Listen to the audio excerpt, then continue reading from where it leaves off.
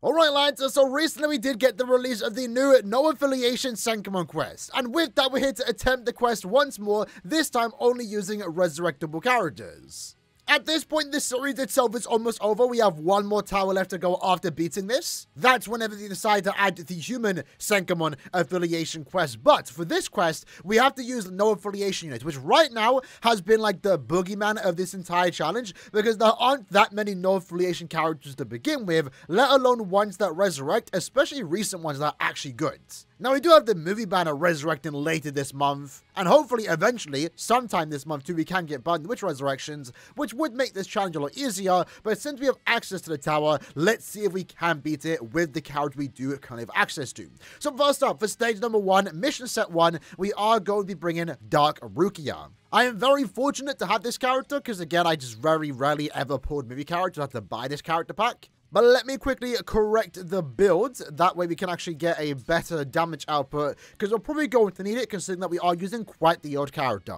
Now the challenge itself is to only use 3 character links, but as you can see here, we're talking 2018 levels of damage, and I cancelled the strong attack 1, that's not good. So Rukia, if I remember correctly, she was actually a pretty good character on release. I think she was just a slow unit. Keep in mind, this was after the time, you know, Fullbring Bankai Ichigo was out, so in a way, we're going to compare her to him. And he was, like, the best character in the game at his release. I think Rukia, it was just slow strong attacks. I think that was the biggest problem with this character, because, again, back in the day, right, every character pretty much had the same damage output in terms of, you know, skills. Everyone had Frenzy +1, no Berserker, just Frenzy 1, and that was it. So there was way more focus on having a good strong attack here, which in this case she has good strong attack. They just come out super slow. But our goal right now is to clear in under 2 minutes, and it looks like we have decent time. I mean, we finished the first room in like 40 seconds. And the strong attacks right now aren't too bad in terms of grouping everyone together. Honestly, like a kit like this on a new Rukia, nah, we can't be too greedy. Wouldn't be too bad. Let's just use the SA3. No need to charge it. Probably should have, though, to be honest. But it's fine. And then SA2, look at that. That's some of the jank you don't get nowadays with some of the newer characters. Like, as if I missed my strong attack 1. And then this should be the final wave. There we go. Let's just use the SA3. So we have 30 seconds to go. 30 seconds to go. And we're up against the Yoruichi. She might be quite annoying to deal with the Soul Bomb. So let's go ahead and Soul Bomb straight away. Then use R2. Let's try and let her attack us in the corner. Like that. And then flash step away. There we go. That's what we want to do. And then we'll charge up the strong attack 3.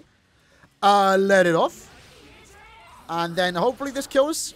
Unfortunately, she's a power character. But we did get the weakening. And there we go. Stage 1. Mission 1 of what is probably going to be the hardest resurrection channel. Her model does not look good there face-wise. But that was probably the slowest stage that we've ever cleared out of this entire, you know, series. Again, it's kind of rare for us to use that old of characters that can resurrect. But hey, you can make it work, especially right now for Stage 1, Mission 1. For Stage 1, Mission 2, we now do get a 2x strong attack damage bonus. So in this case, we are going to use the original New Year's Quincy Ichigo, who is Max Transcended, because I do consider him an anniversary character. And I do like to try and Max Transcend all my anniversary characters. Now, difference right now is definitely quite high. Damage output is looking good. It's just that, again, once more, our strong attacks aren't really the greatest. But with that 2x strong attack damage and the fact that we are Max Transcended, we are absolutely golden it on time. At least one would like to think so. It shouldn't slow down anytime soon, unless they do take damage. But this is what I mean, though, right? I've seen a lot of people, as this update has come out, that you can't use old characters in Senkamon Quest like you could before. You can. I mean, we've pretty much proved that. Not all the time do you need the characters to be Max Transcended, but you really can get a use out of old characters in this. Every stage is pretty much beatable with old characters, to a certain limit, right? Like, if you're talking like 2015, 16 characters, probably not. But any like recent character in like the last 6 years, I would say, unless you're like very bad, can beat most of the stages. The only really difficult Senkamon stage that we ever had, look at that damage, that was crazy, was the Soriba Stage 3, but then again, like I said, they made it a lot easier over time. Because now you can use character links and also accessories. But we are going to play out this Soul Bomb, because I really like it. That's an effect that we don't see a lot in Soul Bombs, even for like new original units. which we've got some really cool ones after this character release, but like that blur effect, or more so focus effect, where like the character itself gets blurred out and then you have a focus on the weapon itself, was really cool for its own animation. But in that case, 1 minute clear time, stage 1, mission 2, Ichigo is now cleared.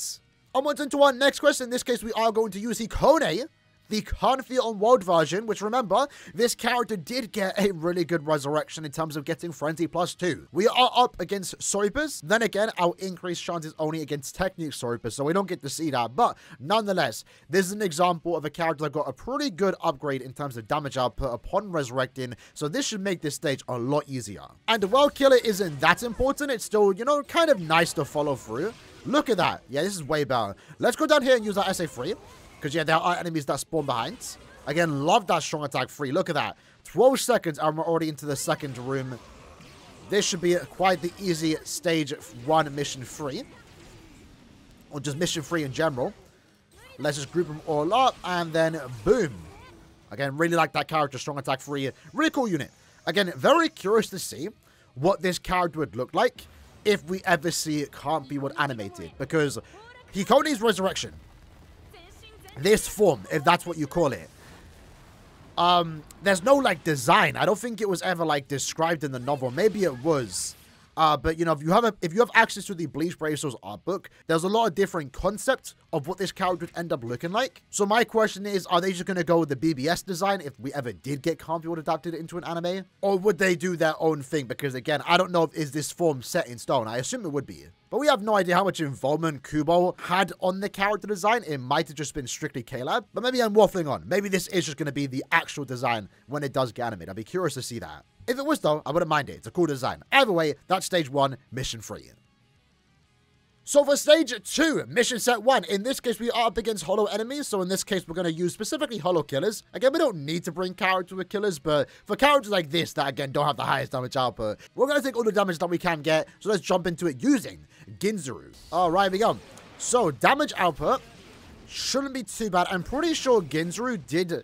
Maybe it was against every speed enemy, but he did actually get a pretty good upgrade in terms of having that increased Dazzlement chance. But I think we only see that against speed enemies. And I'm not going to lie, it's so off-putting and weird that we do have a character here following us around. Because again, it's only 2 characters in the game had this mechanic. It's kind of whatever. I mean, I'd love for it to return. I'm not like begging for it to return, but it would be cool just to see it again. Especially on an end-of-month unit, you know, or a Blood War character. But it is weird. I feel like they should have done something different with it. Because it is characters for show. Like, Izuru doesn't really... I mean, he killed an enemy there. But the character that runs alongside you doesn't get any skills. So, it kind of just... It's like a familiar. It's just for show. It's cool, but it doesn't, you know, make the character any better, I guess. Maybe that's why we haven't seen it a lot. But I would still love for it to return. So here we go. Let's use our Soul Bomb. Apply the poison. Flash step out the way. There we go. Easily dodged. I guess Izuru makes a decent job. Can he finish up? Hey, there we go. That's again, it's a weird character. It's weird because I haven't used this character for ages. But it was actually pretty good on release. Next up, let's use Hikone. In this case, probably not the best character to use, but again, we are limited on what characters we can bring. But Hikone is a pretty decent character. I mean, I guess for his time, right? Obviously, nowadays, not so much. I do have a Max Transcended, though. Maybe I should have used it the other way around. Used him in stage 2 at mission 1, and then use Ginzuru. Because that would be get the 5 times killer effect. But this should work for the most part. Let's find out, though. How much damage are we going to do here? It's decent. There's going to be a few enemies that I guess are going to be on the tankier side. But we can get the weakening proc. That'll be really good to see. So let's go here. SA1. Never mind, we completely missed. Okay. I will say, though, this Hikone still has some really, like, smooth gameplay. Really do like the visual, especially the normal attack string. We got SA1. Down with the 2. There we go. And this should be the last wave, right? I'm pretty sure it is. There we go. Okay. So 30 seconds, which is good. Since I know these traps are going to be quite a nuisance, let's just make sure we destroy them right now before we take any burn damage. Down with the 1 and then go back up here. Make sure we dodge that. It's kind of a well-positioned, I guess, because then we can't stand in a good position to destroy that with my normal attacks. There we go. Maybe I spent a bit too much time, but now we can just freeze stand wherever we want to and deal as much damage as we can. There we go. And then one more wave, and our Soul Bomb will do a lot. Oh, never mind. Damn, the SA2 didn't hit there. Guess that's kind of surprising. We are kind of running low on time, but we should be fine. How much time do we actually have? 90 seconds, okay. And the SA1. Or SA2, there we go. We should be fine. We should be fine. As long as we use our soul bomb, dodge their soul bomb, we should be good. Yeah, really good damage there, okay. Hikone with the weakening. You'd love to see it. And then, one normal attack string.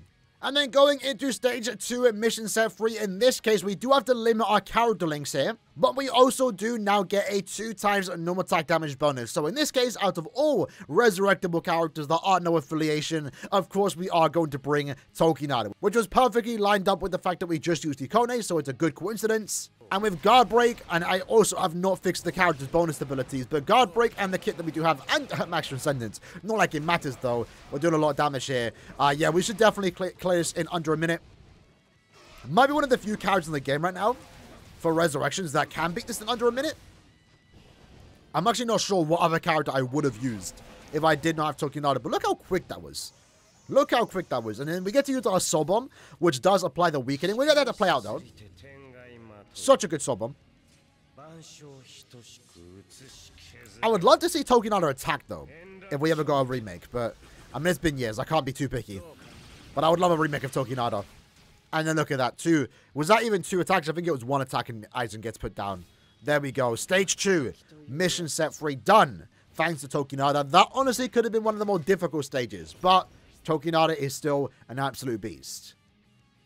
Now we are on our 3 final set. So here we go. Stage 3 in mission set 1. In this case, we are using Shrimsuku Kaku.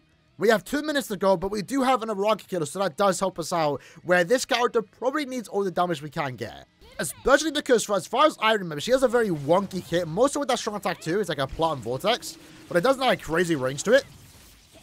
And I believe the problem with this character is that she doesn't have any recharge built in. It makes her a good link, though, because she is like strong attack damage and full stamina damage, which is actually a pretty good combination to have, especially nowadays in Guild Quests.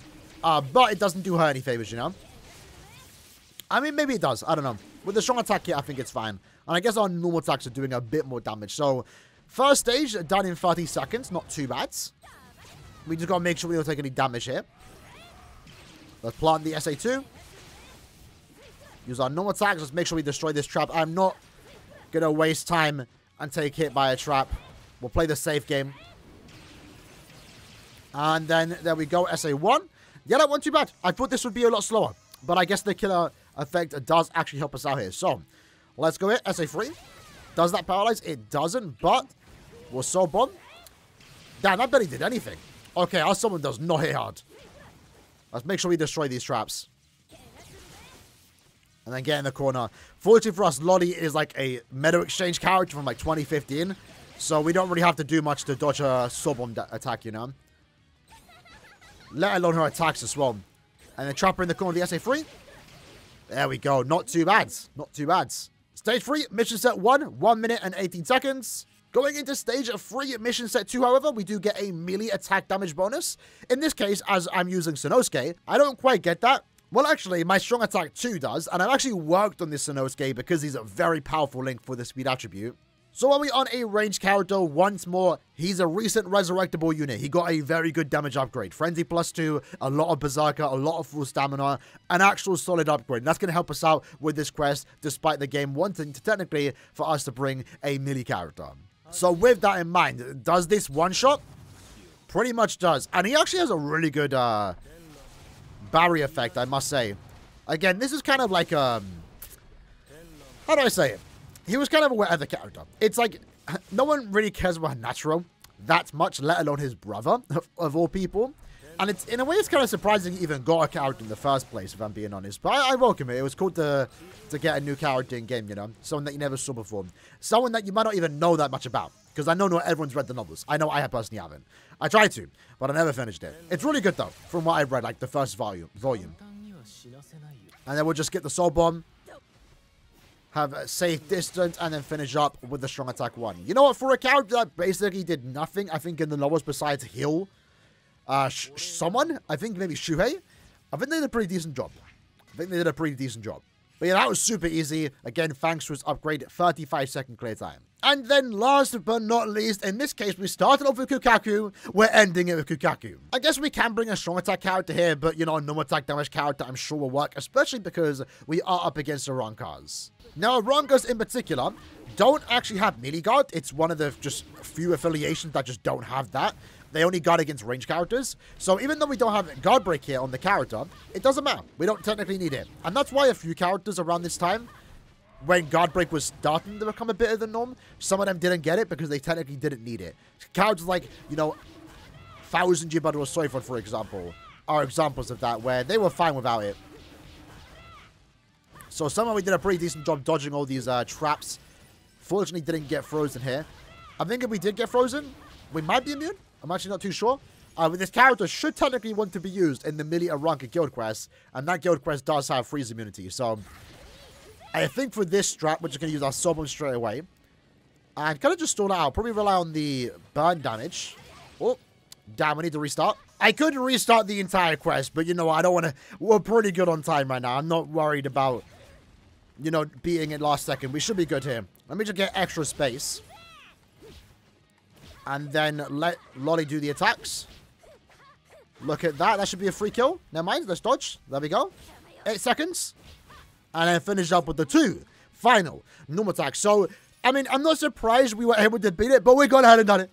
We've gone ahead and done it again. Beating all 9 missions using only resurrectable characters. I'm not surprised that we were able to beat it, but at the same time, you know, we did have to use some really old characters. There weren't that many units available. I mean, let's quickly check the characters that we can use. That we didn't. I mean, look at that. There's not that many options. Maybe we could have gotten away using Yuha, but he doesn't even have Frenzy. I think Kokoto we could have used for a stage. He actually got a, I mean, for his time again, Frenzy +1, Berserker. I think he had Havoc too. I think he had a decent Resurrection. We might have been able to use him, but we were really pushed for characters here, I will be honest. But yeah, we are getting more no affiliation characters being resurrected again in 2 weeks' time. There's like 2-3 more characters coming our way.